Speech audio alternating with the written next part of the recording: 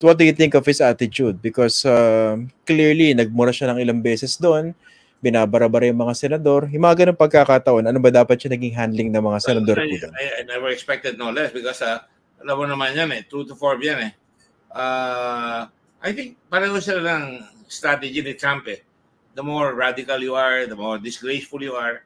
Kala nila may mga tao na macho na susunod sa kanila na gusto nila yung matapang, pera kahit wala sa lugar. Yun ang ginagawa niya. Yung pagbumura is no place in the Senate. Dapat nga, kinontempt yan I don't agree with Senator Pimentel na kailangan tumawag pa sa Budget Committee. Unang-una, maraming violation yon sa revised penal code. Ginugulo mo yung legislative proceedings. Sa Senate rules, hindi ka dapat magpakita ng kabastusan doon. And even if he admits it, precisely, true to form nga sinasabi ko, sasabihin niya pa, bastos ako, walang nga ako, that's really disgraceful conduct. Ang tinitingnan ko palagi, yung nanonood ng mga apo ko o yung mga bata na titingin sa kanya, ito ba ang presidente ng Pilipinas? May pagmamalaki ko ba itong taong ito? O talaga wala ka talagang makita na good words from him.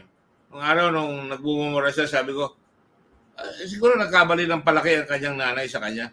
Paano niya mahalikan yung nanay niya kung napakadumi ng bunganga niya? Pero itong naging actuation ni President Duterte, kayo na mismo nagsabi, no? Hindi naman siya basically unexpected dahil kilala naman sa pagiging ganun si Duterte. Pero how do you think that behavior reflected on the senators and the Senate as an institution dahil nakalusot yung ganung behavior? Well, hindi dapat nakalusot yun Kasi pag inimbita mo yan, dapat the chairman, and I'm not criticizing necessarily, may kanya-kanyang discard yan, dapat talaga kinakahon mo yung rules ng investigation na dapat we will not tolerate any pagbumura. You cannot directly debate with a senator because that's the way. Kaya nga sinasabi nila, ang kakausapin mo, Mr. Chair. Hindi na kailangan sabihin Your Honor. Kailangan Mr. Chair lang because ang dialogue ay kinokontrol talaga ng chairman para hindi maliligaw at yung issue ay lulutang. Pero maraming nililigaw Yung bang nagmumura, yung bang panunudyo niya, tinutudyo niya yung mga pulis. Wala rin siya respeto sa mga pulis para yung mga, ayoko yung gamitin yung salitang alila. Ang trato niya doon sa mga pulis, parang alila niya, parang bayaran niya. Ito mga ito, DDS rin yan. Hindi naman tama yan. But also, hindi rin ako nag-agree doon sa sinasabi nila na ng mga pulis na yung neutralization raw talagang natural na raw yun sa even sa pulis. Neutralization means tinatabla mo. At ginagawa mo, pinalalabas mo. Regular conduct yun, napapatay ka para mawala na sa action yung kalaban mo. And sinasabi nila na ito ay a hangover of the Philippine Constabulary days which was a military institute. Tapos na yan Nagulat ka ako kung si Senator Aquilino Pimentel Sr. ay buhay. Ayaw na ayaw niya yung ranko ng military sa pulis. Ayaw na ayaw niya yung mga salitang ganyan. At palagi ko, talagang makakatikim yung kay Senator Pimentel. That's why I was a bit, I didn't expect much because may mga kasama siya doon at least si Risa stood her ground and put him in his proper place. He's not only a former president, he was not even a gentleman. He was not even behaving in accordance to what an ideal public official must be. Na you respect your peers, you respect the investigating authority of the Senate. Hindi niya ginagawa yan. Wala sa kanyang kartada. Anong tingin niyo rin sa handling nung proceeding na iyon ni Senator Coco Pimentel? Hindi mo maalis pinagsamahan lahat yan Kung sabagay, kami rin ng araw, pareho kami mayor, you would handle him with a little bit he was more respected by the Senate kesa siya ang nagrespeto sa Senado. Yun nakita ko. Binigyan siya ng iwan sa Senado. Pero ang tingin ko, hindi namang disrespectful na pag sinabihan mo, Mr. President, remember who you are. Remember the post that you held. Dapat tandaan mo yan sapagkat ikaw ay naging presidente at dapat ang action mo ay sukat doon sa katungkulan na binigay sa ng tao, na pinagtiwala sa ito ng tao. At marami nakikinig ng mga tao na nag-i-expect na mas mataas na standard sa iyong sasabihin. Yeah, pero may mga nakita ba kayong pagkukulang, kunwari on the part of the presiding officer? Kasi maraming pagkakataon na nakalusot si Duterte with vulgar words, binabara-bara yung mga senador, he was even talking over senators, di ba? Kanya-kanya yan eh. Kung ako yun, hindi ko papalusutin dyan. Hindi naman ako naandun.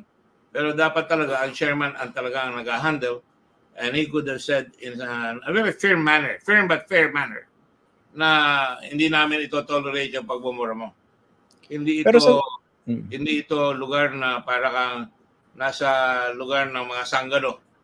Pwede sa mga sanggano yan, pero dito, ito ang pinakamataas na hanay ng Kongreso, at kaya nga may parliamentary behavior, may parliamentary conduct na ino-observe, at kung hindi mo gagawin yan, you're out of line, I will even put you under contempt. Pag ganon, the same contempt rules would apply even to a former president? Pwedeng i-detain? As in the same? Yes, he's not above the law. He is blurring the proceedings. Pinapalabo niya, nagmumura siya, minamaliit niya. He can be placed under contempt. Wala na yung immunity niya at wala na yung... Kaya mas malaking ini-expect natin sa kanya dahil naging presidente siya. Kung ibababa niya pa yung standard hanggang doon, then dapat ang standard na mataas ang i-apply sa kanya dahil naging presidente siya, di niya sinusunod para magkaroon ng aral sa lahat ng mga namumuno at lahat ng mga taong pinamumunuan na mayroong standard of behavior that is expected. Okay. Malinaw po meron Senate rules, no? Ganun din naman sa House pagdating sa mga ganyang pagdinig. Pero how much leeway, kunwari based on tradition, based on deference, how much leeway do senators should have in terms of dealing with someone like Duterte? You should treat him like any other citizen, with respect, with courtesy. But when he becomes disrespectful, he should be respected like a rascal. He's behaving like a rascal, sanggano. Dapat sabihan siya na wala ka sa lugar. Hindi namin papararalan yan. And you are hereby admonished. Sinasabihan ka namin, pagka inulit mo yan, papatulang ka namin at we will put you under contempt. And the Sergeant of Arms will tell you that you're out of line. And kung magulo ka, we terminate the proceeding. Tama rin naman yung sinabi ni Ikon. Wala na tayong mahihita. Ganyan siya eh. Wala na tayong mahihita. Pero kung talagang nambabastos siya, hindi tama na sasabihin niya talagang ganyan ako. Walang iya ako.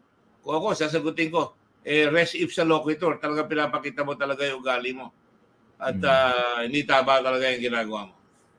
Pero in the first place, may nakita ba kayong parang unusual or weird doon sa pagdinig na yun mismo?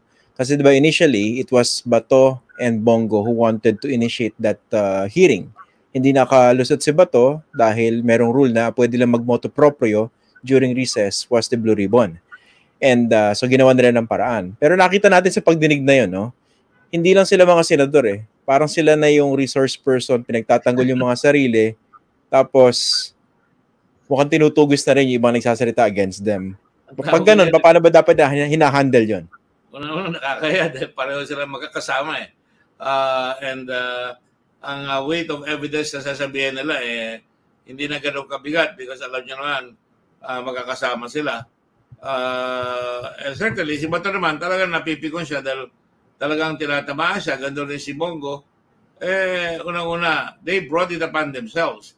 Sa akin, tabla-tabla na nagkulang sila dahil unang-una, pinagbigyan nila magkaroon ng platform itong presidente. Makikita mo talaga nagbabalot kayo. Kunyari, may baston, pero nakabaston nga, nagbumura pa kulang na lang, iwas-iwas yung baston sa mga senador. At makita mo, yung mga senador, hindi naman magkukulang Ako kumisan naawat ako ng mga tao ko, staff ko na masyado raw direct. Kailangan talaga ipagtatanggol mo yung tungkulin mo na hindi ikaw, yung prinsipyo ng pinunumpaan mo.